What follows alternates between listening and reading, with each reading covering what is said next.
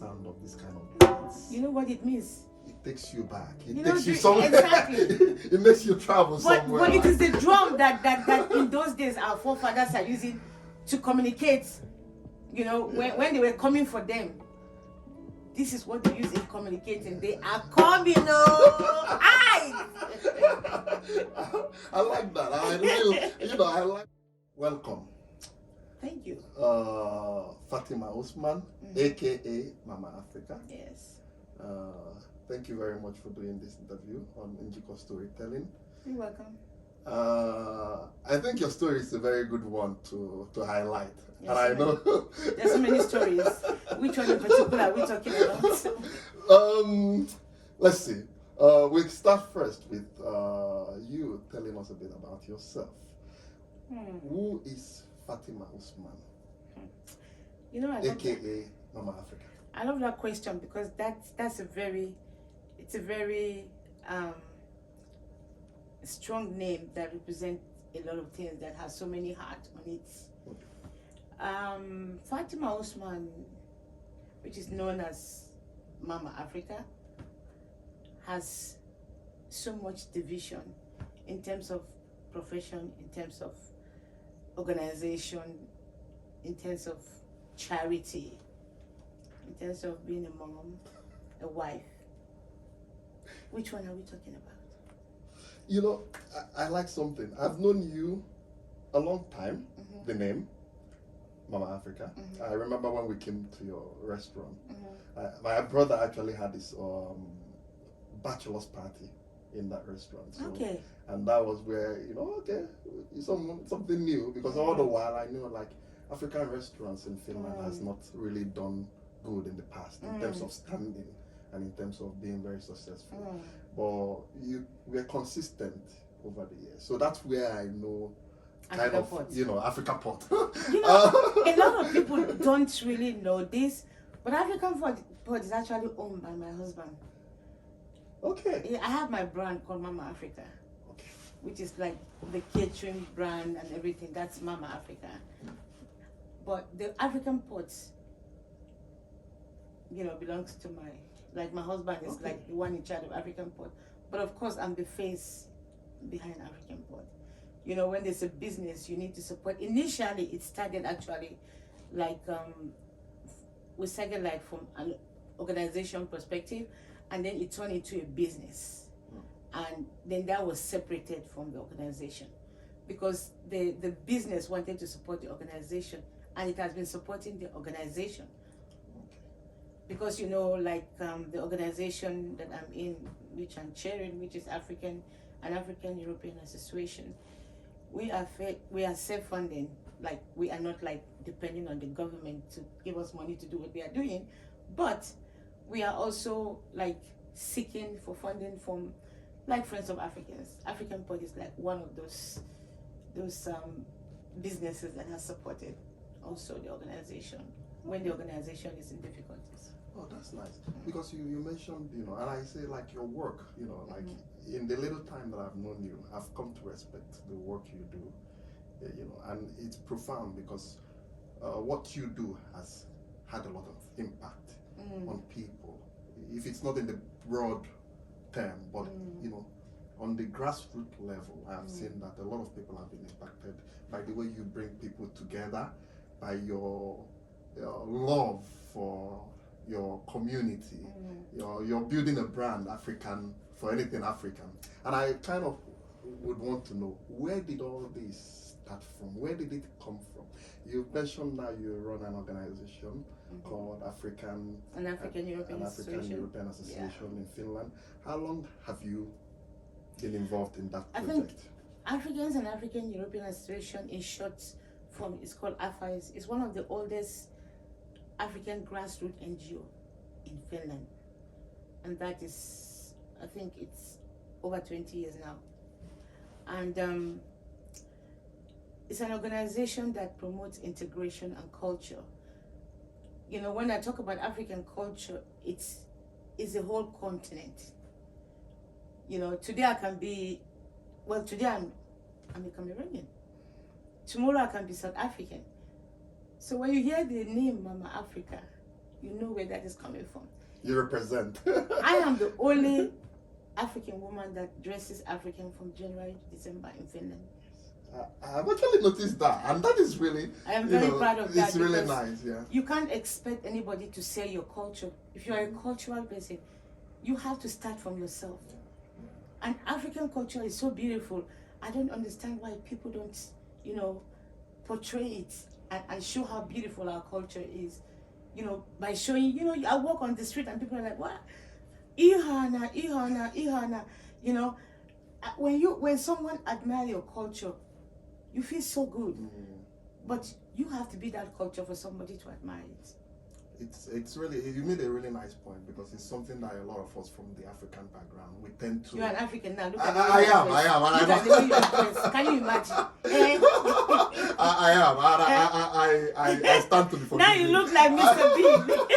I stand to be forgiven by that. But I think when I came to Finland, I really embraced that. I had a lot of Nigerian native attire, but what happens over time, and I'm not making this as an excuse. Yeah. I really love those attires, and I really like wearing them. It's just that the possibility of getting them constantly, like the ones you have, how often do you use them? How often do I use them? I think it's something that I gotta work on, and I really appreciate you pointing that out, because I believe in the representing your culture, because it's your kind of identity. And when you live in a place like Finland, where maintaining like a kind of cultural resilience is really important. It's something that we all need to kind of work on. Do you know that Finland is one of those countries that actually value culture? Yes, I see it. That's the reason why when you have, for instance, we have like Congolese children, maybe about 10 of them in a school, their language is being provided. I mean, I think it's one of those countries in the whole of Europe that does that. Yes. Because they want you to still maintain your culture, your clothes, your food, the way you think, this connection with your family.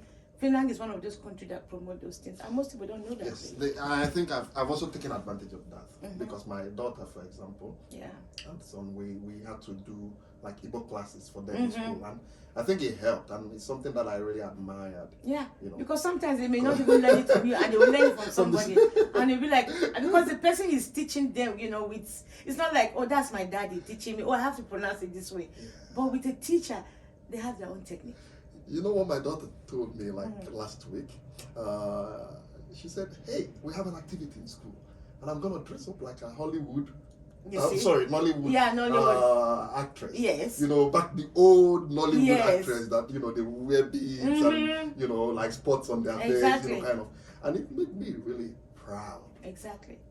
For someone far from where he was born, that, my kids are embracing that identity and creating it for themselves. So it's really nice. So if I see what you're doing, that's why I said I've come to respect a lot. And I was shocked with this, really. Sometimes when I dress to maybe a conference or a seminar, or sometimes just walking on the street, it is the men that approach me and say, oh my God, your clothes are so beautiful. And people just admire that culture. It doesn't matter, because we are in Scandinavia and we are in Finland, come on. We know how Finland is. And you need something that is very colorful. And that African, colors like this, brighten your day and makes you happy. Yeah, embracing it. And I really admire that. And it's something that I think a lot of people, including me, we need to learn to do. Find ways. You might not be wearing 360 days in a year. That's me. You might not be wearing. But when you see a typical Indian woman, she dresses from January to December with the Indian clothes. So what is wrong with you Africans? Yes. It's what's wrong with you guys? Embrace our culture, right? And this is something that I this story, because a lot of our stories are told through clothes. Yeah. This is one example. Drums. And I see that, around you have like a lot of them. And I just ask, why do you have so much because drums? We do a lot of this is the organization, so it's also promoting African culture. We have drums from all over Africa, not just a specific country. And when children come here, they feel very comfortable, because you are learning the story, you are learning the history, you are learning the food, you are learning the culture. We want you to take something back. We are not just giving you one thing, we are giving you the whole package. You know, nowadays we have a lot of children that have been adopted from South Africa, and I have them as my students. And you know, when they see me, they remember something from where they came from. Something click in their head. If it's dance or you know, the food, some food or story or something. But I remind them of something that they have forgotten. And it's really nice to kind of have that nostalgia once in a while. Once in a while, when exactly. Living in Florida. So where would you say this is from? This djembe. What is it This called? is What is it called? djembe. Djembe. Yeah. This is actually, I think this is from Gambia, I think. This is from Gambia, yeah. And it has the African map on there. So it's something that is, you know, like I've Some always of them are customized to the organization logo. Because you can customize them when they are making them, you customize them. This is really nice because, like you said, when someone, for example, hear the sound of this kind of dance, you know what it means? It takes you back. It You takes know, you somewhere. exactly. It makes you travel somewhere. But it is the drum that in those days our forefathers are using to communicate. You know, when they were coming for them, this is what they use in communicating. They are coming, I like that. I really, you know, I like what I see, like with you, like and you do it with so much passion. That's where I kind of that's what I admire. You know, a lot of people look at the narrative, like when you think about what is being shown on social media or TV, it's not the real Africa. So we need to communicate with, especially with children from kindergarten. Tell them stories that they participate in.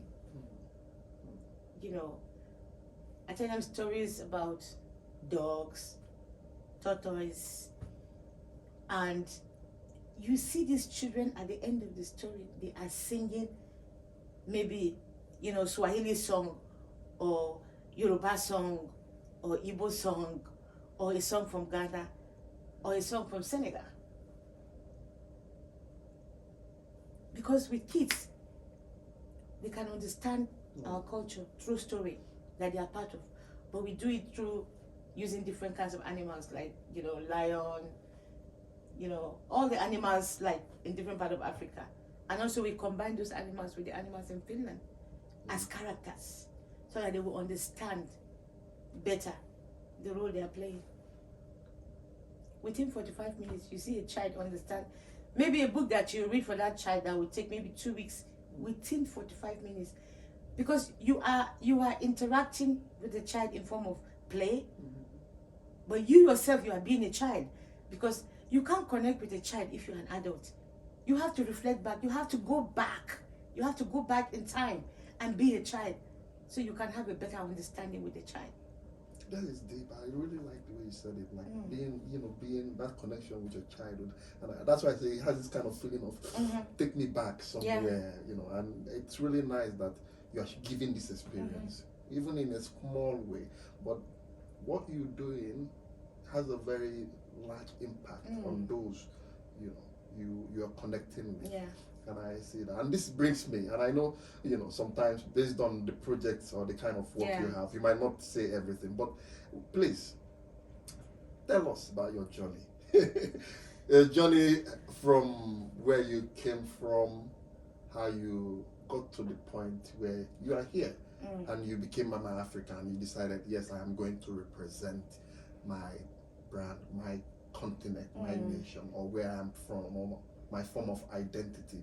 Because it's very often that we understand where we come from. We understand sometimes these things are not encouraged per se, yet you took it upon yourself to represent. Why?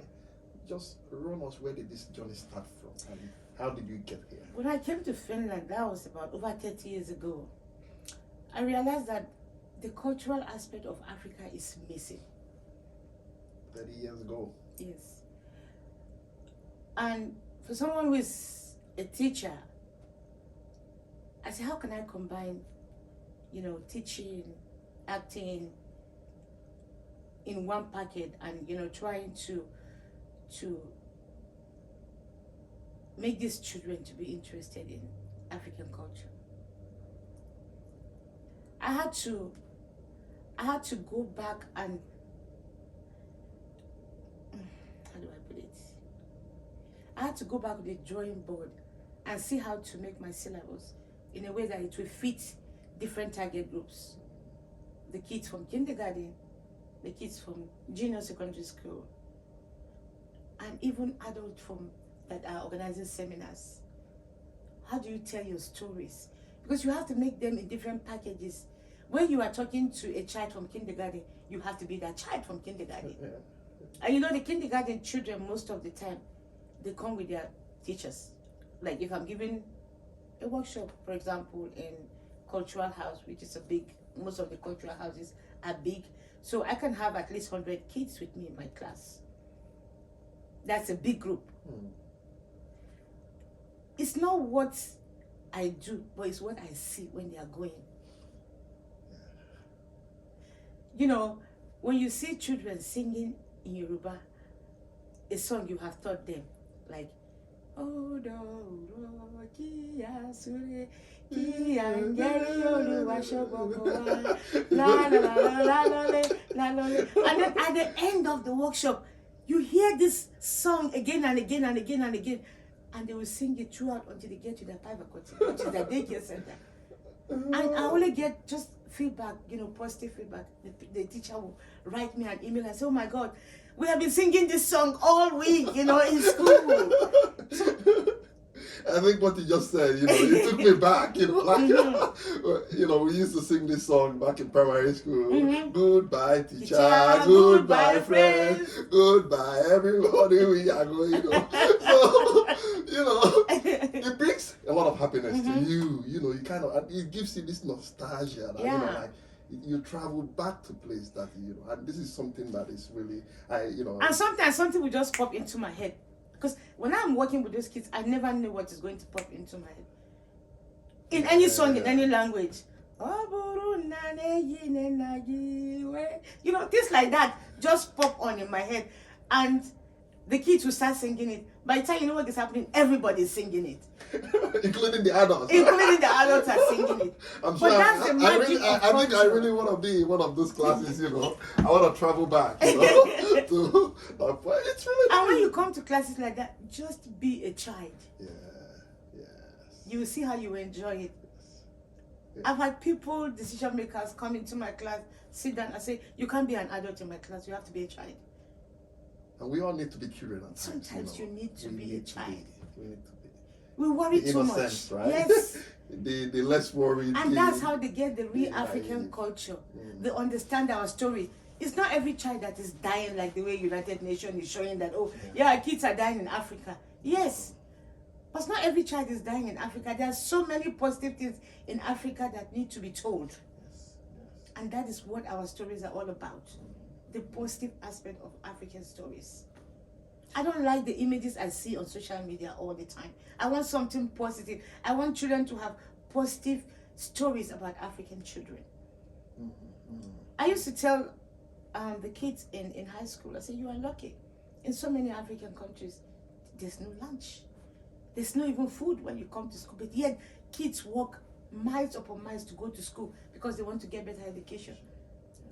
So take your education very seriously. It's really something, a good lesson you are giving in that. Yeah, and don't waste food in school. I remember with my children, because I have taught them that at home, you only eat what you can finish. I don't have this system that you have to eat and then throw it. It doesn't exist in my home. So my kids took that to their school. Then when they were small, they'll be going around. You have to just take what you can eat. Don't just take too much because there are a lot of kids suffering in Africa. Yeah. The same thing I've been teaching them. And now I was so impressed when I saw that happening.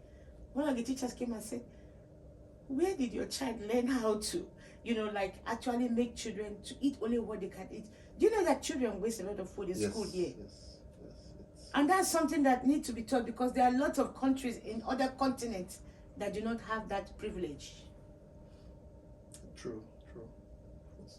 So the side of what children have to go through to get education, sometimes they learn under the tree, for crying out loud, and they learn. In those days, we didn't have books like in schools waiting for us, like here in the library, that you have books. You take one book and you must cram that book. You take it from somebody who has a book, maybe someone that is from well-to-do home, and they happen to have a book. You better be that person's best friend and borrow that book and read it and cram everything. Yeah. The cramming thing. Like I remember going to school, like in primary school, you don't have access to textbooks. So at times, if your father or mom cannot afford the textbook, you have to be somebody's friend. You have to be somebody's friend. Exactly. Like in class, you would have to share with, and the teacher, why didn't buy?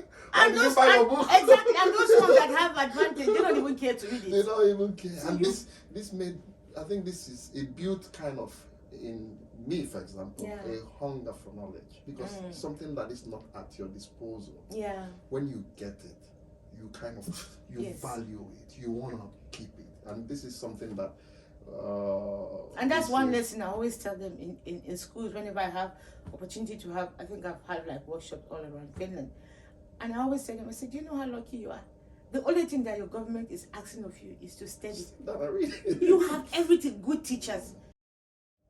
You are doing a lot of projects now, and one of them that is very important, and I see that is very needed in the African community, is the issue of mental health for African men. And I know it's a very hot topic, because we know, unfortunately, a guy just committed suicide. And we know at times it's very, very difficult to be in a society like this where, you do not have relatives. Yeah. The weather is not very, very pleasant. And you have to deal with a lot of societal pressure. Please tell about this project and why you see there's an urgent need for it. You just mentioned that a guy committed suicide, like, was it a month ago or something? But that was not the first time. There was a Kenyan student that committed suicide as well. So we have never had in our history the African community that someone commits suicide. And in this year, 2023, we have 2 young, healthy men that committed suicide. About 8 or 10 years ago, we made a project called POCA, and that was prevention of crisis among African families. We had it in 3 languages: in Swahili, French, no, actually 4: Swahili, French, English, and Finnish. We had 2 people working the project. One was a French guy, because of the, like when you think about the father of the head of the family, and then we have a lady from Kenya, because of the Swahili language as well. And we had those because of the people that approached us with the problems that they were having, and it was sponsored by the Ministry of Justice, because they have all the statistics anyway. So we did that, and we actually prevented a lot of crisis among and within African families. There are challenges that African men do not want to address initially, because they felt like everything within the family should be a secret. There are a lot of things that they are going through, and there are a lot of things that even their Finnish wives are going through. And there are a lot of things that are affecting the children. So mental health become an issue for the whole family. It is a very big issue. Yes. Like, a lot of people are not talking about it. They're not talking about it. The but stereotype. Today, the stereotype, because of, like, people have the, and I see the perspective. Yeah. As an African man, you gotta be strong. you don't show that you're Emotions, vulnerable or yeah. weak, or you're not showing emotion. But you're a human being, and at times, no matter how much strong you are, you And you get are to not one in point. Africa. You are not in Africa, exactly. The problem can be overwhelming. Yes. So you need help. And I think I mentioned this, that I've in the past had to go for therapy myself, where I've been at that place in my life that I know I needed to talk to somebody. And I would be straight. For example, with me, I wouldn't take anything pills. That's not for an African man. It's not for me. No. I knew that. But me going there, I knew I really needed to process my thoughts. Needed to talk to somebody. And what happened in that process was, when I talked, it helped me connect dots. But Because you were ready. You were ready. I think I was pushed there by circumstance. By circumstance. I look back, I look front, I say, no. But you accepted. But you accepted. I accepted. Good. And it's not an easy place, because you want to, talking to somebody, someone who you don't know about intimate things about your life. It's not an easy place to But be. the first thing is to accept that there's an issue that you need to address. So, yes. And to be open-minded about it. And this is something I think in that community we have, because a lot of people don't even know that they have this problem. But you cannot have this weather, not be in touch with, strong communities. You do not have relatives here. You face societal pressure, and it doesn't hit somewhere. Let me ask you a question. When you were going through that and you had to go and see a professional, I would like you to share that experience a little bit, because it will help men that are going through something and they are ashamed to share it. Because in my opinion, there's nothing to be ashamed of. So coming from a man like you will help a lot, this discussion. Yes, I know that, because, and this is, like I would say, for example, me, I consider myself a very strong person. And I know I don't get broken down by things easy. But I was in the place in my life where I knew that it would help. Could I be dealing with it continuously the way I was dealing with it? Yes. Would it have worked? Probably. But I found it easier talking to someone. Exactly. And what I got from that was the help that I needed at that time. And like I say, it's not something that I really needed to go do like for a long time. After 5 visits, which was provided by the healthcare system, free of charge. Free of charge. Can you imagine? That's the beauty of Finland. I don't need this anymore. And everything went well. And I knew how to process my thoughts, and I knew how to handle my life and my situation. It kind of put it in the right perspective of things for me. So it's something that, first of all, you have to accept that, hey, I am tired. I need help. And it's nothing to make you a smaller person or a weaker man. In actual fact, it makes you a strong person, knowing when to ask. But even strong people break down sometimes. I remembered when I had my first child. That was over 30 years ago, and I miss my mother so much, because I know all my sisters that have children, mother will come for to take care of the baby, and you will rest. With that C-section, I had to be everything. As strong as I am, I will cry in my closet, but I will come out to be strong. And I swore to myself that no woman that I know will go through that. With my experience, I will help women who are into that situation. And I can't even count how many babies I have taken care of in this country. That the mothers are maybe that's their first baby or something. Because that was what took me to America. we have the Omugo. Yes, I actually went to America in June to go and do the Omugo. Because my friend that had twins, that was her first babies. And the mother was already the age that she doesn't want to travel, So I promised Target I will come, but I didn't know that it's going to be soon. And then when I was told that the baby's I just, within a few weeks, I'm there. I did my amugo very, very well. And the good thing about having things like that is that it kind of helps you deal. And unfortunately we don't have it. And this is where we're talking about first. It was really very important. The things that new mothers face. It's not just the physical.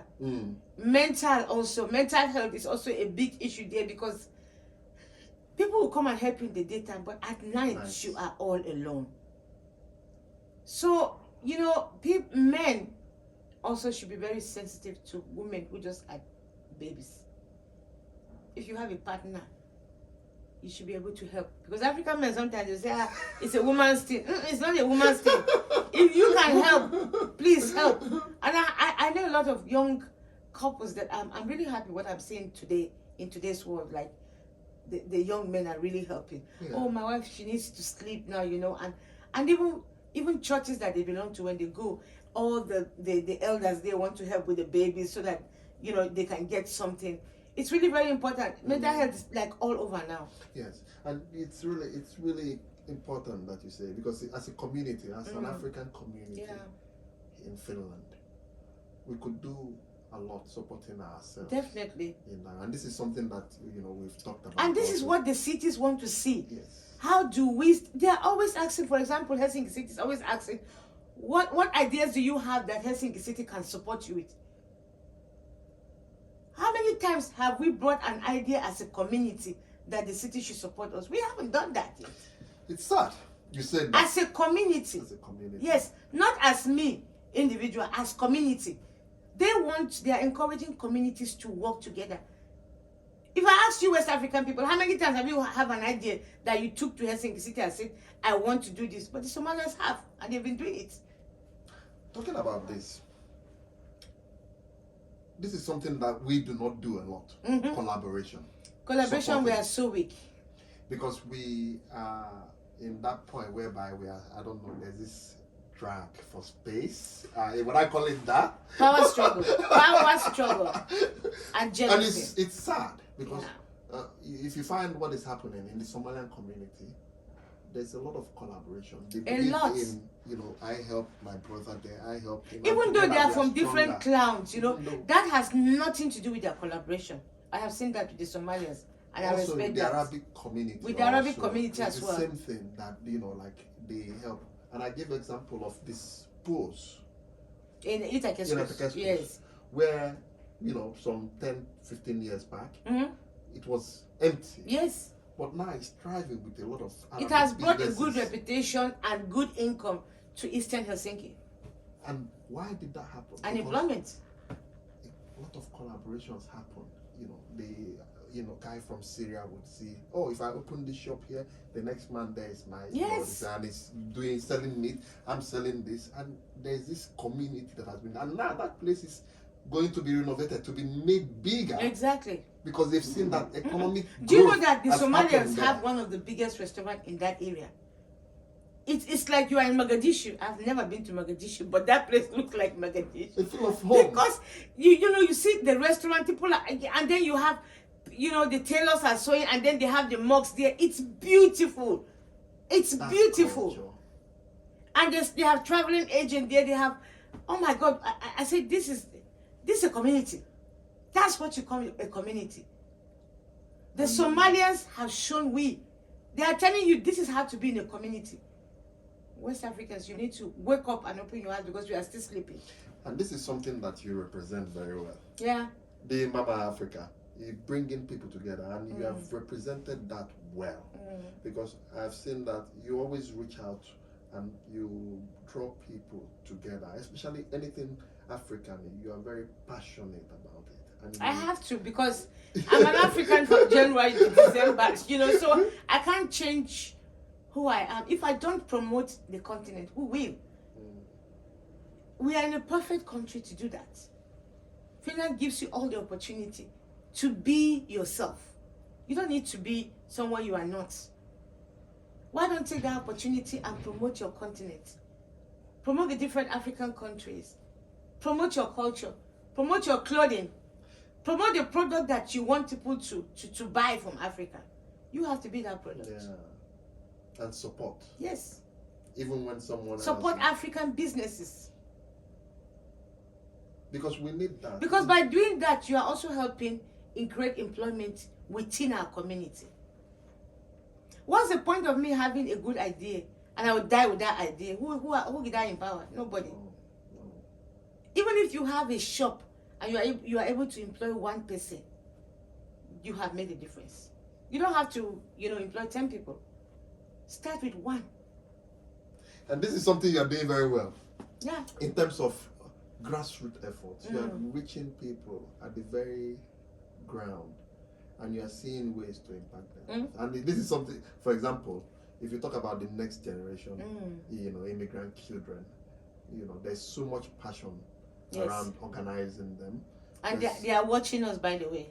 Example, because they are next, in terms of what we are doing and how to better it. And this is something, when we talk about mental health, if a family has a good mental health or mental fitness, it would reflect definitely family and on the kids. And if it's not there, it would also reflect on the kids. And this is why the initiative that you have in terms of this mental health issues, especially amongst the African community and amongst African men, is something that is really relevant and that we would find ways to push and work on. And so this conversation, we're gonna be having. Part two. I'm glad the way you are talking, and I hope that we can have more African men who are very passionate the way you are, because Finland, whether you like it or not, is a woman's world. And I think you can use the active African women to help the men. And sometimes African men feel like, why should I go through a woman? But hey, you were brought to this world by a woman. So cliche. Exactly. So let's use the best to make our community better. Yes. And this is, I think we have a lot of work to do in that regard. Yeah. And we have a lot of perspective changing, especially with Africans, whereby they need to start seeing the need to form together communities and they to have build forgotten home away from home. They have forgotten that it takes a whole community to raise a child. We came here with the structure we see. We have forgotten where we came from. Let us reflect back from where we come from, and then even take the good of Africa and the good of Finland and even make it better. Yeah. Because we have some of our children who are really in between, where do I belong to? Especially those like for mixed marriages, intertribal marriages. Like, who am I? There are a lot of questions being asked or going on in their head. So the next generation is something we really have to have time to also discuss about, and to invite some of those young youths to sit down and know what is in their head. Because we have been concentrating so much on ourselves, and we have forgotten that we have the second generation and the third generation, so to speak, that are waiting to see progress from us. And yet, so there's so much to do. But this discussion needs to take it. I mean, we need to talk about it a lot. Yes. Mental health is a big problem. This is something, and this is something that, in line with what we are discussing, we would go further into. We're going to come again on this discussion, and we're going to go deeper into it, try to build more on what we've started, because this issue we're talking about is not going to change in a day, in terms of collaboration, in terms of much effort or emphasis on mental health, in terms of building strong communities. Not just partying, by the way, because we are very good in partying. When you go to Facebook now or YouTube, you see a lot of partying going up and down. Let's do something meaningful. Yes, meaningful. Let's take ourselves seriously. Volunteering and supporting the community. And supporting the community. It's something that we It's need to very be doing important. There are people who are really doing so much to support the community. Different initiatives. People are involved in different initiatives to support and to make a difference within the African community. We are challenging the Africans, each and every one of us. If somebody asks you, you've been in Finland for 5 years plus, what have you done for your African community? What will you say if you have not done anything? It doesn't matter how much money you are making or how much money you are sending back home. First, take care of you here, where you live here. Then you can think about back home, because back home is second. This is first, because you live in this community. This is the community that gives you the money. It's the country that you work that gives you the money. So invest in your people. That's the challenges that we're going to give to all of us, we Africans, living in Finland. Support your community. I see you're passionate about it. Oh, yes, I am. It's really nice to see that passion, because you want to make that difference. And it's something that, like I say, anytime that you call on me as much as I can in terms of supporting that initiative, is something that I'm willing to really do. And it's something that is really needed at this time for us to get, to where we want to be and have a better children. There's no excuse anymore for our community. I am done hearing all those excuses. No excuse. It's time for action. We have to act now. We have to act now and stop giving excuses. People have been giving excuses and they've been here for 20 years. Thank God you are not one of them.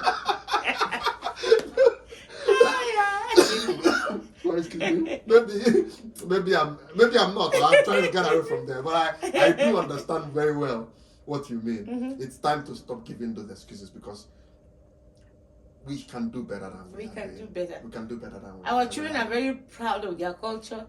They want to start eating. Even the kids that don't want to eat African food because they were not raised. But when they see their friends eating African food, they also want to belong. So are the clothes, so are our culture. They want to look like an African because they are Africans. And we should also encourage the young parents to speak their languages with their own children. Because, they say charity begins at home. There are mistakes that have been made 30 years ago, but it doesn't mean that the mistake should be repeated, because there are provisions on ground to help to correct it, which Helsinki, I will always speak about Helsinki City, because Helsinki have tried, they have the structure in place for different languages, So even if you don't have the time, try to encourage your children to be in those kind of programs. This is my plea to African community. Thank you so much for that. And in that note, I'm sure we're going to be having this conversation again. There's so much we didn't cover. Yeah. And we're going to be going deep, taking them one by one, especially the issue of collaboration, to highlight how we can do better, to set up initiatives, how we can help, build more community, or, talk about this mental health issue, how we can help people avoid falling into that trap of, getting to where it's really difficult before they ask for help. So thank you so much for the time. You're welcome. And thank you for enduring the inconveniences of setting this up. You have to be patient, Patient. When you are in the NGO, you must learn how to be patient. I know, I believe you. Thank you so much, and we're gonna do this again. Definitely.